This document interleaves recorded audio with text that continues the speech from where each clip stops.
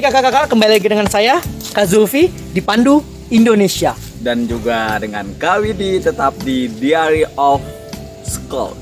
Diary of Scout. Baik, kali ini kita akan berkolaborasi mengenai kegiatan atau keterampilan pramuka yang ada di kepramukaan atau biasa kita sebut dengan scouting skill. Mantap. Salah satunya saat ini kita akan membahas tentang survival. Apa sih survival itu? Bagaimana cara kita bertahan hidup di alam bebas? Ya Kak Widi? Ya. Nanti juga kita akan menjelaskan bukan hanya teorinya, tapi juga akan dipraktekkan langsung oleh adik-adik kita dari penegak. Mudah-mudahan tayangan ini nanti dapat menjadikan kita kaya akan ilmu survival dan juga teman-teman bisa mempraktekkannya langsung ketika teman-teman berada di ruang terbuka atau di hutan. Benar sekali, karena survival itu sangat penting. Tapi kali ini kita akan masih berhubungan dengan pembuatan bivak alami, pembuatan bivak buatan, dan nanti ada bagaimana sih cara kita memasak menggunakan kompor portable nesting. Ikuti selanjutnya. Oke.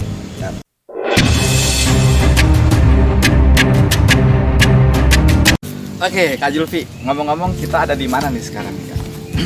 Kita ada di Bogor, Kak. Tepatnya di Gunung Bundar, itu di Kecamatan Pemijahan, di Villa Pink ini, Kak. Kita, Kak. Tepatnya di Villa Pink ya, Iya. halaman Villa Pink. Nah, tadi kan kita ngobrol-ngobrol soal bivak nih, Kak. Iya. Di era modern seperti ini sudah banyak sebenarnya tenda, sudah banyak juga villa-villa. Kenapa sih kita masih belajar juga tentang bivak? Alasannya apa nih, Kak? Iya, Kak. Kalau kita menggunakan tenda itu sebenarnya bagus, Kak. Tapi kalau kita sedang melakukan kegiatan kemah yang seperti di hutan untuk tenda, ukurannya agak sulit untuk dengan jarak-jarak pohon yang sekitarnya. Makanya kita menggunakan bivak karena memanfaatkan tempat yang sederhana, yang kecil, tetapi bisa untuk melindungi diri kita dari hewan buas, hujan, maupun kita bisa untuk istirahat sejenak. Oke, jadi pada intinya sebenarnya bivak itu darurat. Tempat tinggal sementara. Tempat tinggal sementara atau bisa juga darurat ketika kita memang dalam keadaan yang kondisional seperti nggak bawa tenda dan lain sebagainya. Nah, trik dan tips kita dalam membuat bivak yang aman tentunya tadi yang seperti Kak Zulfi bilang bahwasannya salah satu yang harus dipikirkan dalam pembuatan bivak ini adalah bagaimana kita bisa aman dari binatang buas, aman dari terjangan angin, dan juga aman dari bahaya-bahaya di alam terbuka lainnya. Nah, kira-kira Kak, tips-tips apa yang paling tepat dan baik untuk mendirikan bivak sehingga bivak ini bisa aman? Baik, Kak Widi. Pertama yang kita perhatikan adalah situasi kondisi tempat yang akan kita gunakan. Seperti jangan sampai kakak-kakak nanti di bawah di bawah pohon yang sudah lapuk. Itu hati-hati. Apabila terjadi hujan bisa roboh pohonnya. Kedua, jangan di tebing, takutnya terjadinya longsor. Tiga, jangan ambil di wilayah jalannya air, karena apabila terjadi hujan akan terbawa arus. Itu yang paling penting, Kak. Dan jangan dekat sungai atau sumber air, karena biasanya kalau kita bivak dekat sumber air itu tempat binatang-binatang mencari minum, Kak. Betul. Iya, jadi nanti takutnya binatang-binatang lain datang untuk mencari minum, ngelihat bivak kita. Tukeran, Kak. Tukeran. Kita yang pindah, dia yang masuk ke bivak. Seperti itu. Oke, nah itu teman-teman tadi triks dan juga penempatan ya, lebih kepada penempatan bivak yang baik dan juga aman. Nah, sekarang bivak itu kan sebenarnya bukan hanya menggunakan alat-alat yang kita bawa ya, seperti selimut dan lain sebagainya. Nah, bisa juga dengan menggunakan beberapa material yang ada di alam seperti dedaunan, ranting dan lain sebagainya. Nah, yang efek itu membuat gimana, Kak? Karena pada dasarnya bivak itu kan untuk tempat tinggal sementara. Seringkali kita melihat ada bivak yang di atas pohon juga. Nah, sekarang apa sih bagaimana sih caranya? Apakah bivaknya muat 2 orang atau hanya untuk khusus 1 orang? Terbuatnya dari apa nih, Kak, kira-kira? Ya, untuk bivak alami biasa kita menggunakan dahan-dahan atau daun-daun yang biasa yang sudah ini ranting-ranting sudah patah ya, Kak ya. Karena kita untuk menjaga alam. Tetapi bila nggak ada, Kak, dengan situasi kondisi yang tidak memungkinkan, kita bisa memilih dahan-dahan untuk batang-batang sebagai penyangga bivaknya. Dan di bivak ini sebenarnya kalau untuk kapasitas 1 atau 2 orang itu bisa, Kak. Tapi jangan sampai satu keluarga, Kak. Kalau satu keluarga nanti takutnya di dalam jadi kayak ikan pepes, Kak. Dan jangan lupa di bivak ini juga Kakak harus buat pintu depan dan pintu belakang. Oh, apa gunanya nih, Kak? Iya. Menarik nih. Nah, kenapa kita harus membuat bivak itu pintu depan dan pintu belakang? Pintu belakang itu kita tutup rapat, tapi tetap bisa dibuka, Kak. Karena bila kita istirahat dan tiba-tiba ada hewan buas masuk dari pintu depan, kita bisa membuka pintu belakang. Oke. Dan usahakan bivak kita itu warna Senada bivaknya dengan alam ya? Iya benar, Kak. Jadi bisa berkamuflase dengan alam tersebut untuk sulit dilihat oleh binatang-binatang buas.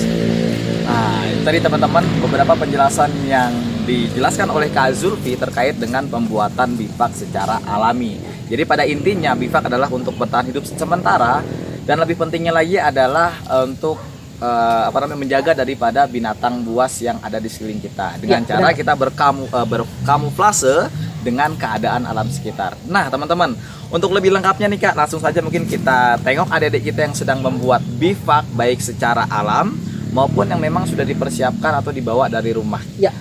Nah, baiknya teman-teman, kita lanjutkan dengan melihat adik-adik kita di kegiatannya. Ayo.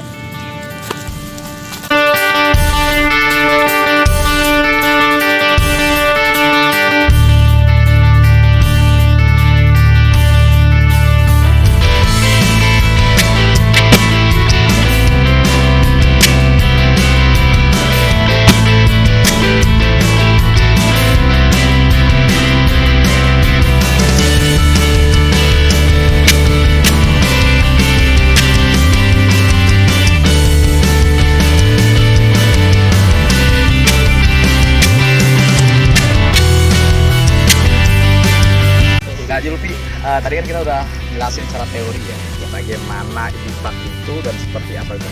Langsung aja yuk kita tengokin adik kita yang sedang lagi membuat bivak alami. Nah, seperti apa? Yuk kita ikuti bersama. Check it out. Ayo.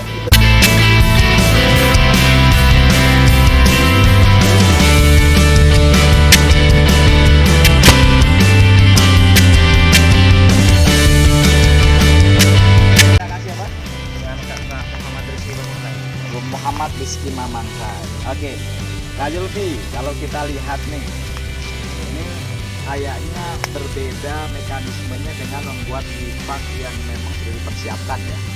Kalau saya lihat ini sepertinya kita juga butuh pengetahuan simpul dan ikatan. Nah, kira-kira kalau begini pakai simpul apa nih Kak? Kalau biasa, Kak, kita di pramuka tuh menggunakan simpul awalan, menggunakan simpul pangkal. Simpul pangkal fungsinya untuk awalan dan akhiran ikatan, Kak.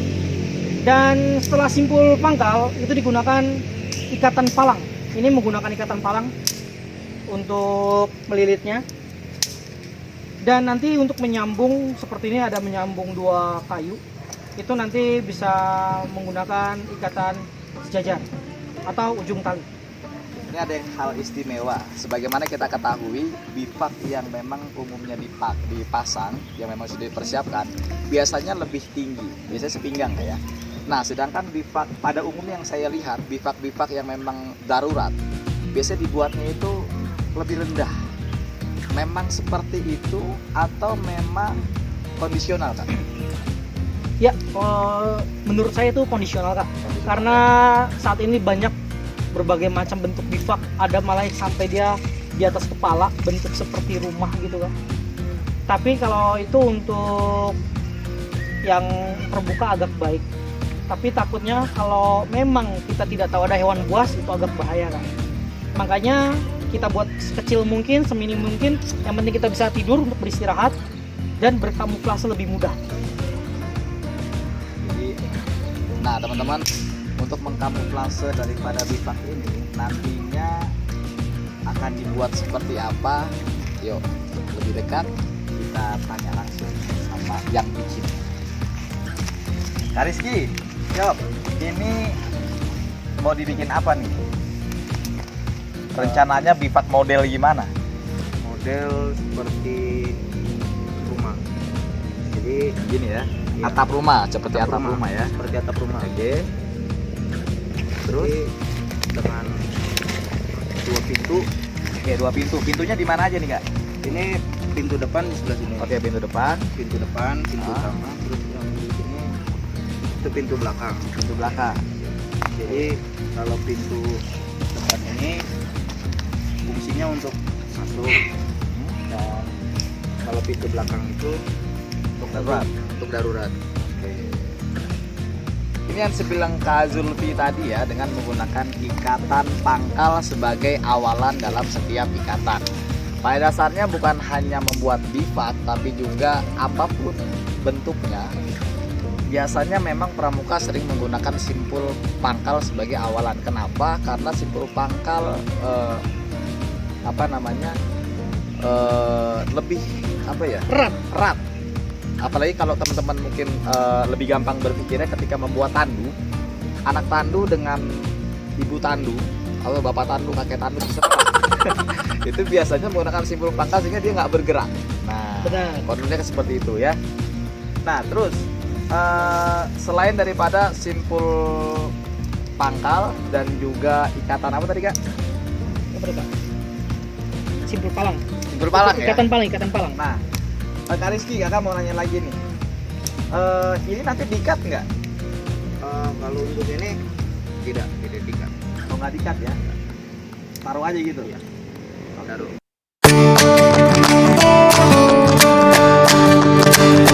Baik kakak, sekarang untuk bivak alaminya sudah jadi cukup bagus karena warnanya sudah bisa berkamuflase oleh wilayah sekitarnya.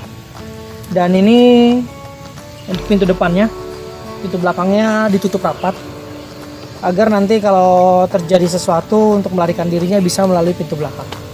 Sekarang kita akan coba praktekkan bagaimana sih Kak cara masuk atau cara menggunakan bivaknya.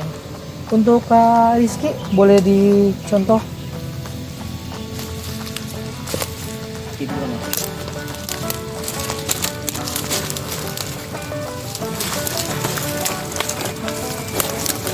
Ya seperti ini kakak caranya untuk tidurnya.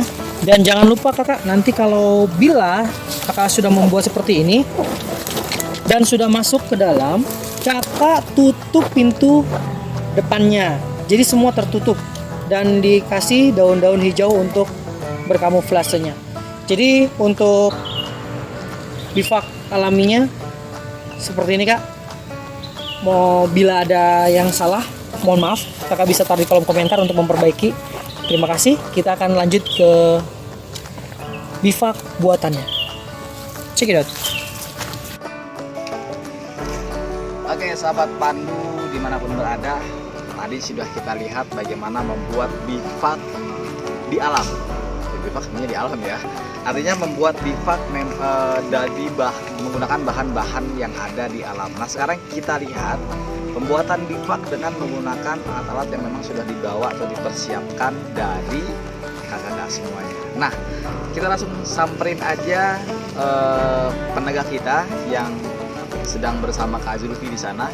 Kita akan tanya-tanya sedikit tentang bagaimana dan juga seperti apa sih proses pembuatan bivak ini. Yuk kita lihat. Oke, Kak Zulfi. Ya, Kak Widi. Ini bivak yang diceritakan tadi ya, yang Ya. memang bahan dan peralatan sudah disiapkan. Benar sekali. Nah, ini seperti apa nih Kak proses pembuatannya, dan banyak orang yang mungkin menganggap oh ini biasa aja sih, artinya nggak ribet-ribet amat. Tapi sebenarnya juga kalau tidak common juga akan membahayakan kita juga. Nah, ini bagaimana Kak? Sebenarnya kalau dibilang bivak itu ribet, nggak usah ribet karena bivak itu yang sederhana kak. Tidak usah yang membuat diri kita ribet, yang penting kita bisa nyaman untuk tinggal sementara dari terik matahari ataupun dari hujan dan hewan buas lainnya. Tapi kalau untuk proses pembuatan ini kayaknya kita lebih cocok ngomong sama penegaknya aja deh kak, Oh, karena beliau yang membuat. kita lihat kita dengerin yuk penegak, kita tanya-tanya sih. Kak siapa namanya? Awi. Dengan Kak siapa Kak? Kak Awi Kak? Kak Awi, oke. Kita bisa cerita sedikit nih Kak tentang bagaimana sih proses pembuatan bivak.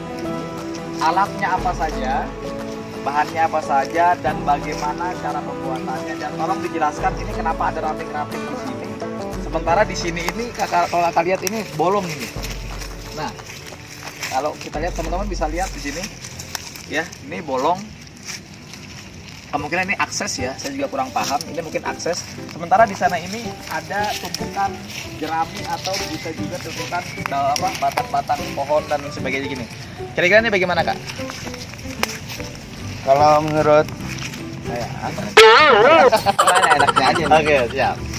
Bivak buatan ini mudah sekali buatnya. Peralatan dulu kak. Peralatannya Ya. ya bisa ponco, bisa pelesit, tali. Itu yang terutama tuh tali. Terutama tali ya. Enggak, terutama sih bukan tali juga. Gimana sih? Bukan talinya apa, nih. Apa? Yang terutama itu ponconya. Teman-teman mungkin banyak yang belum paham nih. Ponco itu apa? Pocong. Bukan. Ponco itu jas hujan ke kelawar tuh kak. Yang kata depan yang belakang itu tukang ojek, ada kan tukang ojek. Tukang ojek. Ojek bro. Oke, next, Itu. lanjut. Kan tadi udah kan itu Ya. tali. Terus kalau ada itu sih tinggal ranting-ranting, tinggal cocokin di sini. Oke. Buat apa namanya? Mempererat. Kayak Nah, mempererat apa? apa namanya? Pasak. Nah, ya pasak. Pasak bro. Pasak kak, pasak. Nah, jadi intinya adalah cuman ponco atau kain lah ya, kain lebar sama tali. Nah, kakak mau nanya lagi nih. Ini ngikatnya bagaimana dan tingginya seberapa? Terus ini kenapa nih ada lubangnya ikatnya tutup? Kalau ngikat sih terutama sih pakai pangkal. Oke. Sama ya, pangkal. Jadi Semua mau apapun itu berawal dari ikatan pangkal. Ya. tingginya sepinggang. Tingginya sepinggang ya, yang membuat. Ya, bukan sepinggang anak kecil kan, repot nanti Yang itu membuat. susah ininya. Oke, terus Kalau bivak ini sih muatannya bisa 3 orang, mungkin 4 orang bisa. 3 orang ya, jadi teman-teman coba lihat. Jadi lumayan juga ya. Ini bisa 3 orang, 4 orang. Ini kalau dijejer 5 orang masuk ini. Iya, kasihan kayak ikan teri nanti. Kayak ikan teri ya. Nah, terus Kak terakhir. Ini kenapa nih ada di los, di bolong, sedangkan itu diberikan kayak apa ya? Kamuflase. Ranting-ranting gitu ya. Nah, kenapa itu? Oh, itu pintu belakang, jadi tersembunyi. Jadi kan ini kan pintu masuk nih. Ini pintu masuk. Ya bakal misalnya kita mau istirahat kan bisa enak. Ya. Kalau pintu sana itu bakal misalnya ada binatang buas. Oh. Contohnya babi kan langsung masuk aja tuh. Nah, kita langsung Nggak pakai tok-tok sama iya, itu ya.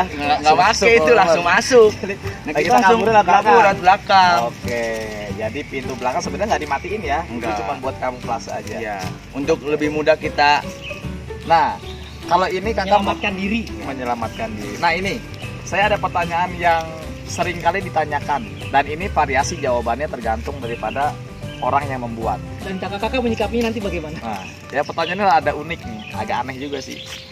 Ini udah jadi begini, perlu nggak sih kita taruh lagi dedaunan kering, dedaunan basah seperti yang ada dalam pada bivak alam? Menurut kakak, karena nih jawabannya versinya macam-macam. Baik, Kak Julvia Ya. jalan. Ya. seharusnya kalau bivak itu kan dia syaratnya berkamuflase juga dengan alam sekitar. Betul. Jadi apabila menggunakan flysheet seperti ini ataupun ponco atau bahan anti waterproof anti air, bisa ditambahkan dengan dedaunan dan ranting-ranting untuk menutupi atasnya. Oke. Kenapa ini seperti ini? Kalau kakak berkemah mungkin hanya berkemah biasa saja, mungkin bisa seperti ini. Tapi kalau kakak benar-benar nanti seperti kakak survive ke wilayah hutan ataupun pegunungan, kakak apabila membuat flysheet, menggunakan alat flysheet, tambahkan dengan bahan alami seperti daun-daun untuk ditaruh di atasnya. Pada intinya kamuflase. Kamuflase. Oke, gitu teman-teman. Jadi tadi kita sudah ngelihat juga bagaimana proses pembuatan yang benar-benar alam dan juga memang sudah dipersiapkan peralatannya. Jadi mudah-mudahan penjelasan ini bisa bermanfaat bagi semuanya. Dan juga pramuka perlu ya untuk belajar begini ya. Perlu banget ya. Perlu banget. Supaya tahu juga yang pramuka itu kan di alam, bukan PJJ. Bukan pembelajaran jarak jauh, Kak. Tapi Iya, jalan-jalan jauh. Pramuka itu belajar jalan-jalan jauh. Untuk Iya. mengenal alam. Betul. Jadi sesekali boleh bawa kakak-kakaknya atau adik-adiknya untuk bisa bermain bivak ya, belajar bivak. Jangan di tenda terus. ya belajar BIPAK. Nanti kita akan coba lihat lagi yang dari alam selesai. Bagaimana finishing yang bifak dari alam. Oke. Apa itu?